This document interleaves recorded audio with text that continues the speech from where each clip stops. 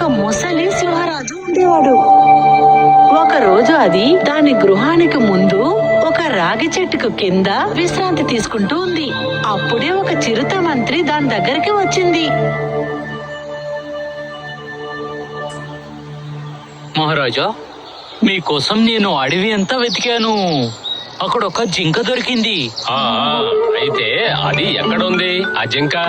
దాన్ని తీసుకురా, నేను చాలా ఆకలితో ఉన్నాను. అలాగే మహారాజా. మహారాజా, నాకేమనిపిస్తుందంటే రోజు రోజుకి మీ దేహం అంతా చాలా వీక్ అవుతుంది. అవును మంత్రి, ఈ రోజంతా నేను అదే ఆలోచిస్తూ ఉన్నాను.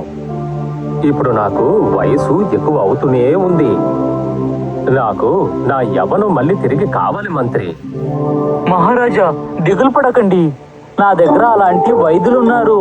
మీకుండే సమస్య నుంచి మీరు బయటపడవచ్చు. మీ యవ్వనాన్ని తిరిగి రావడానికి అతని సహాయం చేస్తారు. నేను అతన్ని పిలుచుకుని వస్తాను. ఓహో, నిజమా చెప్తున్నావు? అయితే ఆయన్ని త్వరగా తీసుకురా. నా గర్జన వల్ల చాలా పొరపాట్లు జరిగిపోయాయి. సరే, నేను వెంటనే తీసుకొస్తాను మహారాజా. ఈ ముసలోడితో పని చేసి చేసి నేను చాలా అలసిపోయాను. ఇతను ఎప్పుడు జింక మాంసమే తింటాడు. ఇతని యవ్వనాన్ని మళ్ళీ రావాలి, అప్పుడే నాకు నెమ్మదిగా ఉంటది. ఇలా చెప్పుకుంటూనే చిరుత వైద్యుడు నక్కను చూడడానికి వెళ్ళింది.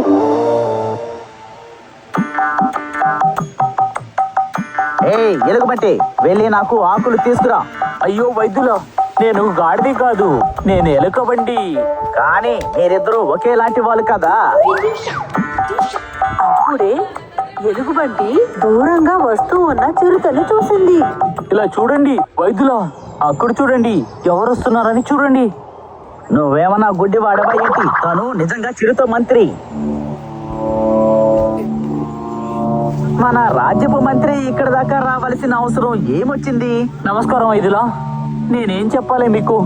నేను చాలా పెద్ద సమస్యలో ఉన్నాను. అలాగా, ఏమైందో చెప్పండి. మీకే బాగా తెలుసు, రాజసింహానికి వయసు అవుతుంది. తెలుసు. వైద్యుల, ఈ మూలికతో నేనేం చేయాలి? దాన్ని బాగా నూరి నీ మొహానికి రాసుకో. ఎలుగుబంటి దత్తమ్మ, కొంచెం పక్కకు తప్పుకో, వెళ్ళు. వైద్యుల, రాజసింహుడు చాలా మొండు. గిఫ్టా? అది ఎలాంటి గిఫ్ట్?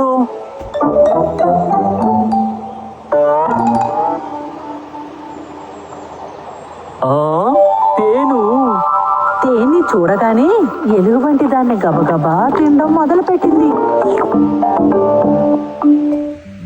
ఎలుగుబంటి అన్నా, ఎలాగైనా మమ్మల్ని కాపాడాలి.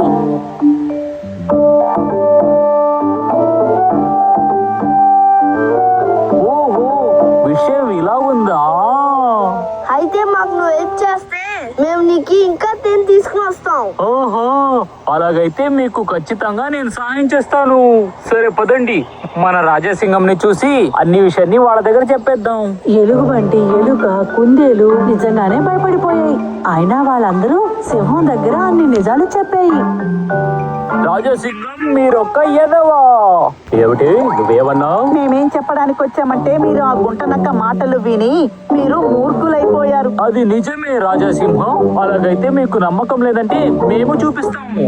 అలా మీరు ఇష్టపడితే ఆ మగరంద కొండ కింద, ఆ రాగి చెట్టు కింద, ఆ ముసలి నక్క దగ్గర మమ్మల్ని అప్పచెప్పండి. ఆ తర్వాత మీరే చూడండి. అది వయసైన నక్క కాదు, వైద్యుడ నక్క. అదే మిమ్మల్ని మోసం చేసింది. వాళ్ళు చెప్పినట్టుగానే సింహం ఎలుకని, కుందేల్ని వయసైన నక్క దగ్గర వదిలిపెట్టి వెళ్ళిపోయింది. ఆ తర్వాత సింహం నక్క చేసే పనులన్నీ చూస్తూ ఉంది. నీ మూర్ఖత్వము ఇంకా నేను తెలివితేటలతో ఆలోచించడం వల్ల ప్రతిరోజు నేను మంచి విందుని ఆరగిస్తున్నాను. ఏంటి, మనం మొదలు పెడదామా?